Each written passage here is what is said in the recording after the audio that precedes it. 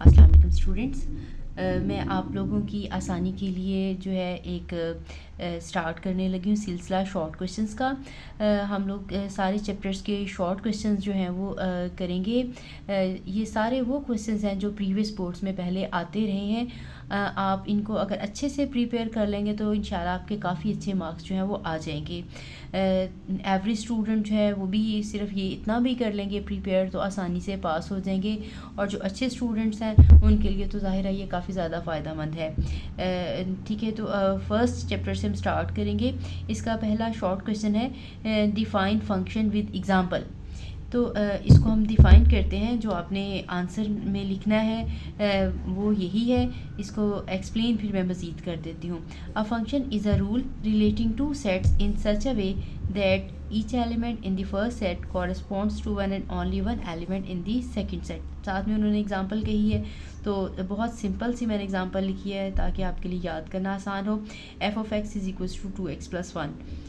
अब इसको थोड़ा सा मैं एक्सप्लेन कर देती हूँ कि फ़ंक्शन क्या होता है। एक ऐसा रूल है जो कि दो सेटों को रिलेट कर रहा है, ठीक है, relating to sets in such a वे, इस तरीके से उन्हें रिलेट कर रहा है कि each element in the first set, के फर्स्ट सेट का हर एलिमेंट जो है वो कॉरस्पॉन्ड कर रहा है, वो रिलेट कर रहा है one and only one element in the second set, दूसरे सेट के सिर्फ एक ही एलिमेंट के साथ। यानी सपोज हमारे पास एक सेट है एक्स और एक सेट हमारे पास है y। x में हमारे पास है 1 2 3 एंड 4, और b में हमारे पास है a b c d e, ठीक है। तो ये जो 1 है इसको कॉरस्पॉन्ड कर रहा है a के साथ, b को 2 को b के साथ, 3 को b के साथ भी हो सकता है, डिफरेंट भी हो सकता है, 4 को d के साथ। अब देखें इसका मतलब ये है, ये देखें इस यहाँ पे लिखा हुआ है each element in the first set. Each element in the first set का मतलब है कि फर्स्ट सेट का हर एलिमेंट, यानी जितने भी इसके एलिमेंट हों वो यूज़ हो रहे हों, वो रिलेट हो रहे हों, कॉरस्पॉन्ड हो रहे हों सेकेंड सेट के साथ। कैसे सेट कॉरस्पॉन्ड करना है? To one and only one element, कि ये जो है 1 ये सिर्फ ए के एलिमेंट के साथ कॉरस्पॉन्ड कर रहा है। 1 जो है वो सिर्फ ए के साथ ही अटैच है, जो 2 है वो सिर्फ बी के साथ ही अटैच है, जो 3 है वो भी सिर्फ बी के साथ अटैच है, 4 जो है वो भी सिर्फ डी के साथ अटैच है। यानी कि इनमें से कोई भी एलिमेंट जो है वो रिपीट नहीं हो रहा, ठीक है। इस सेट के एलिमेंट चाहे रिपीट हों, सारे यूज़ हों या ना हो, इसके साथ जो है वो फंक्शन का कंसर्न नहीं है। हमने सिर्फ ये देखना है कि पहले सेट का हर एलिमेंट जो है वो यूज़ हो रहा हो, ठीक है।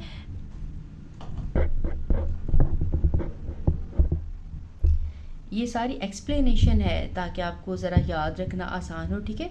अगर आपको डिफ़ाइन फंक्शन आता है तो आपने सिर्फ यही वाला यहाँ से लेके यहाँ तक लिखना है और ये एग्जांपल देनी है, ठीक है। ये मैं आपकी एक्सप्लेनेशन के लिए ये बता रही हूँ आपको।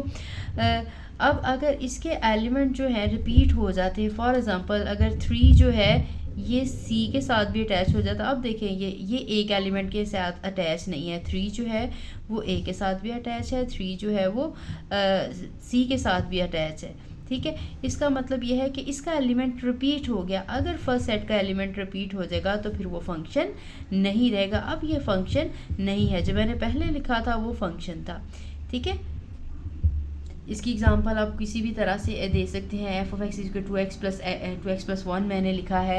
F of x is equal to x square लिख सकते हैं। F of x is equal to sine of x लिख सकते हैं। तो सबसे सिंपल जो है ये मैंने एग्जांपल लिख दी है 2x+1 की। आप इस तरह का पोलिनोमियल फंक्शन कोई भी और बना सकते हैं, क्वाड्रेटिक भी हो सकता है, किसी भी टाइप का फंक्शन ये हो सकता है। सेकेंड क्वेश्चन है define even and odd function.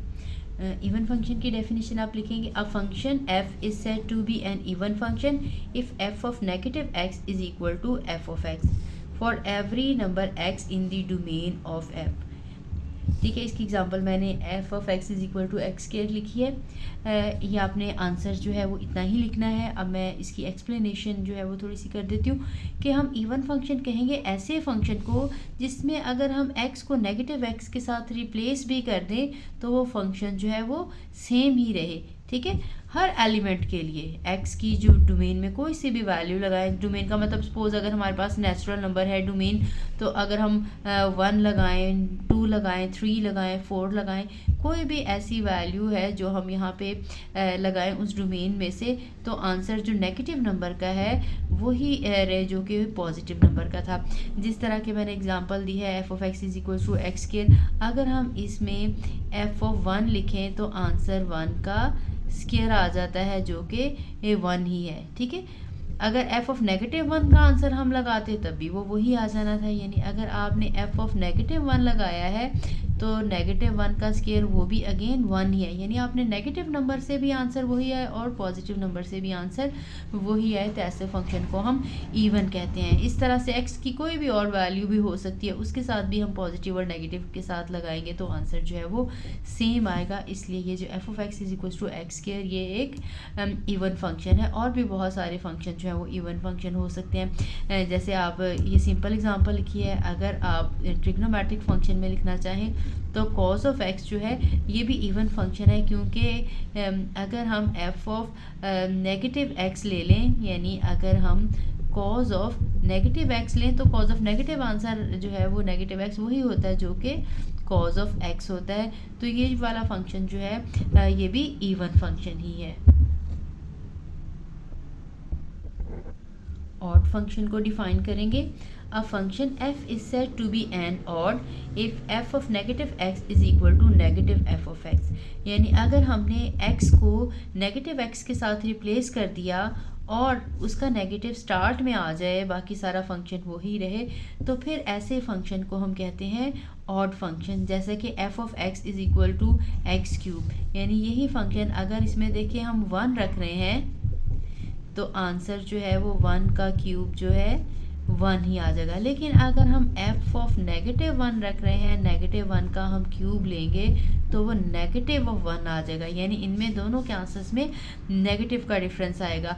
हमने सिंपली चेक करना हो तो किसी नंबर के साथ चेक नहीं करते, ये सिर्फ मैं आपको एक्सप्लेन करने के लिए बता रही हूँ। अगर हमने किसी भी फंक्शन को चेक करना है ये इवन है या ऑड है तो हम x को नेगेटिव x के साथ रिप्लेस कर देते। जैसे अगर हमने ये चेक करना है कि क्या ये इवन है या ऑड है तो इसमें नेगेटिव x लगा देंगे, यहाँ पे भी नेगेटिव x का क्यूब आ जाएगा। आपको पता है कि ये ऑड नंबर है इसलिए इसके साथ नेगेटिव आएगा। जब हम क्यूब लेते हैं किसी का भी नेगेटिव नंबर का तो वो नेगेटिव ही आ जाता है। अब देखें ये फंक्शन के साथ नेगेटिव का सिंबल आ गया, इसलिए ये फंक्शन जो है वो ऑड फंक्शन है। जबकि अगर हमने पहले f of x is equal to x square लिया था तो वो इवन नंबर है, उसको भी अगर हमें चेक करने के लिए कहेंगे f of x is equal to x square तो इसमें हम नेगेटिव x अगर हम लगा देंगे तो ये देखिए नेगेटिव x का स्क्वायर आपको पता है कि पॉजिटिव ही होता है। ये x स्क्वायर देखिए नेगेटिव x और पॉजिटिव x दोनों का आंसर जो है वो सेम आ गया है। इसलिए ये जो फंक्शन है ये इवन फंक्शन है और ये जो क्यूब है ये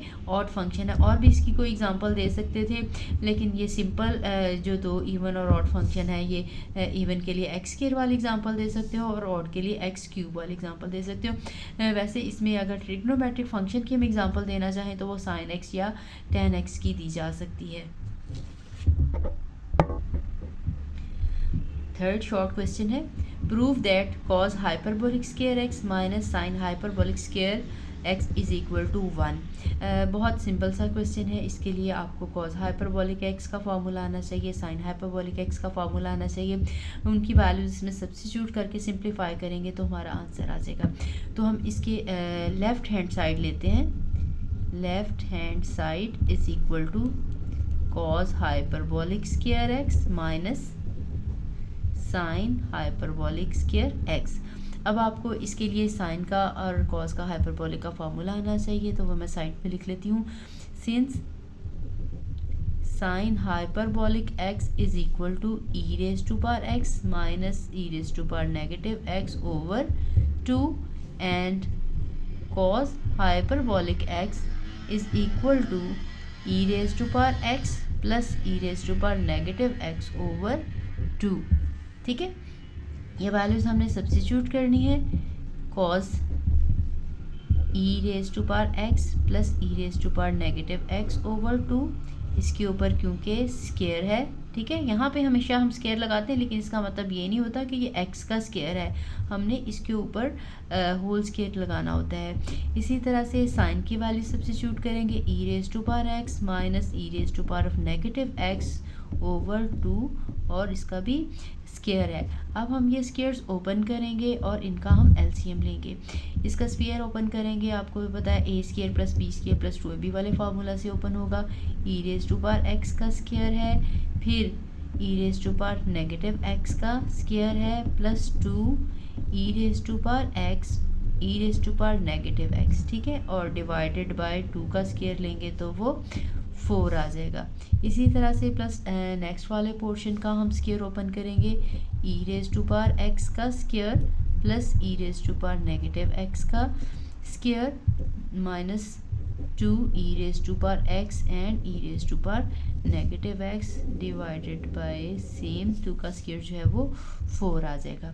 अब इन दोनों का हमने एलसीएम ले लेना है। एलसीएम लेंगे क्योंकि सेम नीचे हमारे पास टर्म है, नंबर है 4 है, तो इसका भी न्यूमरेटर एज इट इज़ आ जाएगा और इस वाले फ्रैक्शन का भी न्यूमरेटर एज इट इज़ आ जाएगा। ये ई रेज टू पावर जब हम इन्हें मल्टीप्लाई करेंगे तो आपको पता है पावर के ऊपर पावर हो तो वो मल्टीप्लाई होती है, तो ये e raise to power 2x आ जाएगा। इसी तरह से ये भी नेगेटिव x को जब 2 के साथ मल्टीप्लाई करेंगे तो नेगेटिव 2x आ जाएगा प्लस 2 ये e raise to power negative x और पॉजिटिव x जो है ये कैंसिल हो जाएंगी। अगर आपने लिखना है तो एक स्टेप में इसको लिख लें। आपको पता है मल्टीप्लाई हो रहे हो तो इनकी पावर जो है वो ऐड हो जाती हैं, एक ही पावर मैंने कंबाइन करके लिख ली, ये x और ये नेगेटिव x प्लस इसी तरह से ई रेज टू पावर ये 2x बन जाएगा। इन्हें जब हम मल्टीप्लाई करेंगे e raise to power negative x आ जाएगा और ये हमारे पास 2 e raise to power x minus x आ गया, ठीक है। इसको हम थोड़ा ये माइनस था सॉरी दरमियान में। अब देखें ई रेज टू पावर x और e raise to power 2x ये दोनों सेम टर्म्स हैं, ये ऐड हो जाएंगी, 2 time e raise to power x हो जाएगा। ये e raise to power negative 2x और e raise to power negative 2x ये भी 2 time e raise to power negative 2x हो जाएगा। ये इसको अगर हम सिंप्लीफाई करेंगे ई रेज टू पावर 0 यानी ये कैंसिल हो जाएगा हमारे पास, इसको साइड पर लिखना है e raise to power x negative x जो है वो equal to e raise to power 0, किसी की भी पावर 0 हो तो वो 1 आ जाता है। अगर हम इसको एक स्टेप में लिखना चाहें तो ये प्लस 2 है और ये माइनस 2 है, ऐसे भी काटना चाहें तो ये पॉजिटिव और नेगेटिव टर्म है ये कैंसिल हो जाएंगी, ठीक है। यानी जब इसका हम स्क्वायर ओपन करें तो हम ऐसे भी अगर एक स्टेप छोड़ना चाहें तो e raise to power 2x e raise to power negative 2x और साथ में प्लस 2 आ जाएगा। इसमें e raise to power 2x e raise to power negative 2x और माइनस 2 आ जाएगा। बेहतर है कि वैसे आप ये सारे स्टेप जो हैं लिख दें। अब इसमें ये कैंसिल हो जाएगा और डिवाइडेड बाय 4। इन दोनों में से देखें 2 है वो कॉमन लिखा जा सकता है। जब हमने 2 कॉमन ले लिया, मैं आगे कर देती हूँ, नीचे थोड़ी सी स्पेस कम है, 2 कॉमन ले लेंगे तो e raise to power 2x और plus e raise to power negative 2x आ जाएगा डिवाइडेड बाय 4। इनकी कटिंग हो जाएगी तो हमारे पास आ जाएगा e raise to power 2x plus e raise to power negative 2x over 4। इनकी कटिंग होगी तो ये 4 से 2 आ जाएगा। अब देखें हमारे पास साइन हाइपरबोलिक x का फॉर्मूला था e raise to power x और e raise to power negative x over 2, और इसी तरह से कॉस हाइपरबोलिक का फार्मूला था e raise to power x plus e raise to power negative x over 2। अब इन दोनों में से देखें ये प्लस वाला ये फार्मूला हमारा सेम बन रहा है, लेकिन यहाँ पे अगर ये x था तो ये कॉस हाइपरबोलिक x बना है। अब हमारे पास अगर यहाँ पे x की बजाय 2x है तो ये कॉस हाइपरबोलिक 2x बनेगा, यानी जो भी यहाँ पे e की पावर में आ जाएगा उसका हमारा प्लस में हो तो वो कॉस में आ जाएगा, अगर दरमियान में माइनस होगा तो फिर वो हमारा साइन में आ जाएगा। अब यहाँ पे 2x और 2x है, नेगेटिव 2x है, that mean this one is formula for cos hyperbolic 2x। अगर यहाँ पे 3x होता, 3x पॉजिटिव नेगेटिव में नीचे 2 ही आएगा सब में, ठीक है। यहाँ पे हमारे साथ x के बजाय जो भी x के साथ चीज़ लिखी होगी वो एज इट इज़ यहाँ पे आ जाएगी। सपोज यहाँ पे एक्स स्क्वायर और यहाँ पे नेगेटिव एक्स स्क्वायर लिखा होता तो ये कॉज हाइपरबोलिक एक्स स्क्वायर आ जाना था। ठीक है, उम्मीद है इसकी समझ लग गई होगी आपको। अगर फिर भी किसी स्टूडेंट को कोई कन्फ्यूजन रह जाए तो वो कमेंट करके पूछ सकता है। नेक्स्ट जो है क्वेश्चन नंबर 4, ये भी एक प्रूफ है आइडेंटिटी का। सेम जो भी हमने प्रूफ किया है ये भी हाइपरबॉलिक फंक्शन की एक आइडेंटिटी है। Sine hyperbolic 2x is equal to 2 sine hyperbolic x cos hyperbolic x। अब इसकी भी हम जो है वो राइट हैंड साइड इसकी हम लेंगे तो हमारा ज़्यादा आसानी से हो जाएगा। इसकी हम राइट हैंड साइड, पहले हमने लेफ्ट हैंड से स्टार्ट किया था तो हमारी राइट हैंड साइड आ गई थी। एंड पे हम लिखेंगे hence proof that this one is equal to this. ठीक है, कोई भी प्रूफ हो तो एंड पे ज़रूर लिखा करें। इसके एंड पे जैसे लिखेंगे proof that sine hyperbolic 2x is equal to 2 sine hyperbolic x cos hyperbolic x। इसकी मैं राइट हैंड साइड लूँगी क्योंकि इसमें दोनों के फार्मूले लगा के सिंप्लीफाई करूँगी तो ये आंसर आ जाएगा। उस वाले में लेफ्ट साइड पे आइडेंटिटीज़ थी। लेफ्ट हैंड साइड है 2 sine hyperbolic x cos hyperbolic x। पहले भी अभी मैंने आपको बताया फार्मूले वही हैं जो हम पहले यूज़ कर चुके हैं। साइन हाइपरबॉलिक x का फार्मूला है e raise to power x minus e raise to power negative x over 2 और कॉस हाइपरबॉलिक x का फार्मूला है e raise to power x plus e raise to power negative x by 2। तो इसमें substitute कर देते हैं, 2 लिखेंगे और e raise to power x minus e raise to power negative x over 2। Cos का फार्मूला लिखेंगे e raise to power x plus e raise to power negative x over 2।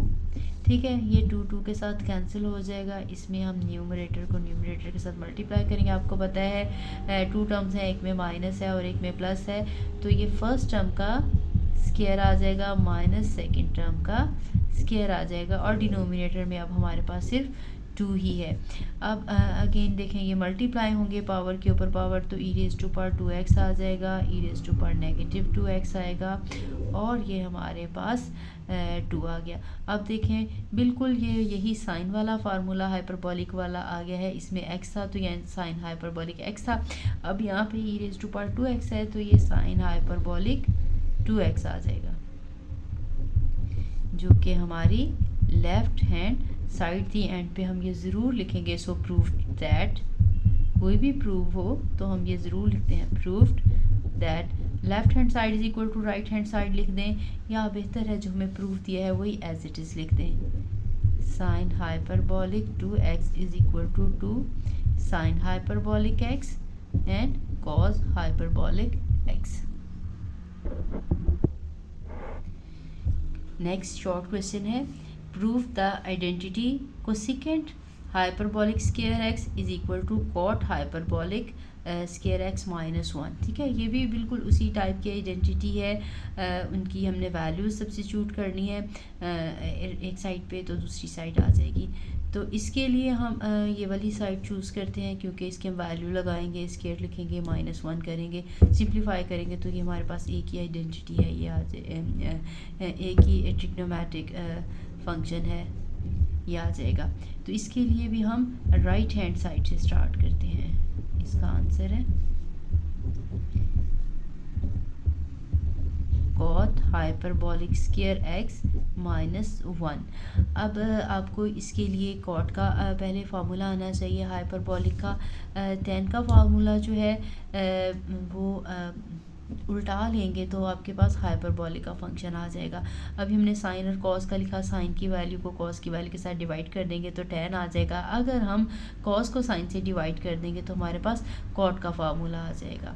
ठीक है, तो cot hyperbolic x is equal to e raise to power x plus e raise to power negative x divided by e raise to power x minus e raise to power negative x। ठीक है, क्योंकि ये sign में नीचे 2 आता है, cos में भी नीचे 2 आता है, 2 के साथ कैंसिल होकर ये हमारे पास कॉट का फार्मूला आ जाएगा। और कोसेकेंट आपको पता है कि साइन का रेसिप्रोकल होता है, तो इसका जो आंसर आएगा वो साइन का जो अपोजिट वाला फार्मूला, उसका रेसिप्रोकल वाला फार्मूला वो बन जाएगा। अब हम इसको सिंप्लीफाई करते हैं। हमने स्क्वायर लेना है और उसमें से 1 सब्ट्रैक्ट करना है। E raise to power x plus e raise to power negative x over e raise to power x minus e raise to power negative x, इसका स्केयर है -1। अब हमने इसका स्केयर बिल्कुल उसी तरह से ओपन करना है जैसे मैंने आपको प्रीवियस क्वेश्चन में बताया था, e raise to power x square plus e raise to power negative x का square plus 2 time e raise to power x and e raise to power negative x, अकेला 2 भी लिख देंगे तब भी ठीक है क्योंकि ये दोनों टर्म जो है कैंसिल हो जाती हैं, divided by e raise to power x square plus e raise to power negative x square minus 2 e raise to power x and e raise to power negative x, और ये negative -1 आ गया।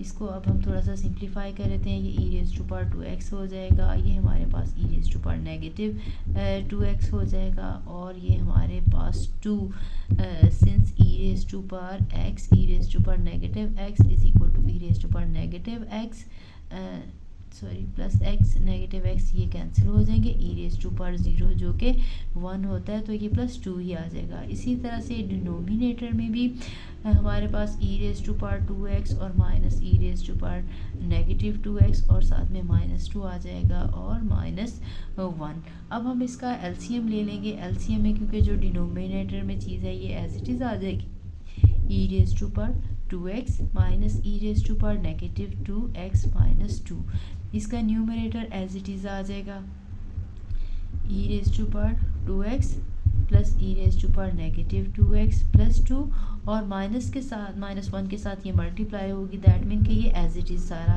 हमारा denominator आ जाएगा, इसके साथ 1 के साथ multiply होंगे तो ये ऐसे ही रहेगा 2x minus e raise to power negative 2x और -2।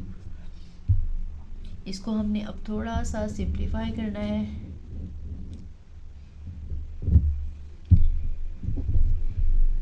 E raise to power 2x plus e raise to power negative 2x plus 2, और हम ये ब्रैकेट ओपन करेंगे, नेगेटिव माइनस लगा के e raise to power 2x आ जाएगा, फिर माइनस के साथ यहाँ पे प्लस आ जाएगा e raise to power negative 2x और यहाँ पे +2।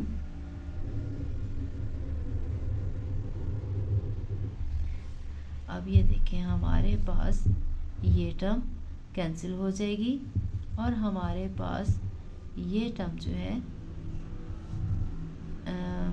ये ऐड हो जाएगी। सॉरी, मैंने यहाँ पे स्क्वायर में यहाँ पे प्लस आता है, यहाँ पे माइनस लिखना था, मैंने बाय मिस्टेक यहाँ पर भी माइनस लिख दिया है। यहाँ पे हमारे पास प्लस ही आएगा, ठीक है। प्लस की वजह से ये भी माइनस हो जाएगा और ये भी कट जाएगा हमारा, ठीक है। जब भी स्केयर ओपन करेंगे, यहाँ पे प्लस था, मैंने बाय मिस्टेक यहाँ पे इसको माइनस कर दिया था, ठीक है। अब ये कैंसिल हो जाएंगी, हमारे पास न्यूमरेटर में सिर्फ 2 + 2 रह जाएगा और डिनोमिनेटर वही हमारा e raise to power 2x plus e raise to power negative 2x और -2। तो ये हमारे पास न्यूमरेटर में जो है 4 और डिनोमिनेटर में हमारे पास e raise to power 2x plus e raise to power negative 2x और -2। अब ये देखें, ये 4 जो है ये 2 का स्केयर है और ये जो न्यूमरेटर में है ये e raise to power x minus e raise to power negative x का स्केयर है, ठीक है। हम अभी ऊपर ये ओपन भी किया है, जब इसका स्केयर हम ओपन करेंगे तो यही चीज़ आ जाएगी। देखें, ये हमने डिनोमिनेटर का ऊपर जो है स्केयर ओपन किया था तो हमारे पास देखें ये वाला, तो यही चीज़ आई थी, ठीक है। इसलिए अब हम जैसे इसको ओपन करके इस तरह से लिख सकते हैं, इसी तरह से अब मैंने इसको स्केयर की फॉर्म में लिख दिया है। अब हम इसको न्यूमरेटर और डिनोमिनेटर दोनों का एक साथ स्केयर लगा लेते हैं, 2 over e raise to power x minus e raise to power negative x और ये बन जाएगा होल स्केयर। अब आपको पता है कि ये फार्मूला जो है अगर इसको मैं उल्टा लूँगी तो ये साइन का बन जाएगा। इसका मतलब ये है कि ये इसका रेसिप्रोकल है तो ये कोसेकेंट हाइपरबोलिक का फार्मूला बन जाएगा। So this one is equal to cosecant hyperbolic x का स्केयर। आपको पता है जब भी स्केयर लिखा हो तो हम यहाँ पे स्केयर x के ऊपर नहीं लगाते, जब हम इसको ब्रैकेट नहीं लगाएंगे तो फिर हम स्क्वायर यहाँ पे लगाएंगे, एज के ऊपर लगाएंगे। सिंपल फंक्शन हो तो साइन के ऊपर या कॉस के ऊपर या सीकेंड के ऊपर, लेकिन अगर हाइपरबोलिक है तो एज लिखने के बाद हम स्क्वायर लगाएंगे। और यही हमने प्रूफ करना था, जो कि हमारी लेफ्ट हैंड साइड थी। तो इसी तरह हमने एंड पे लिखना है। सो प्रूव्ड दैट, ये हैज़ प्रूव्ड दैट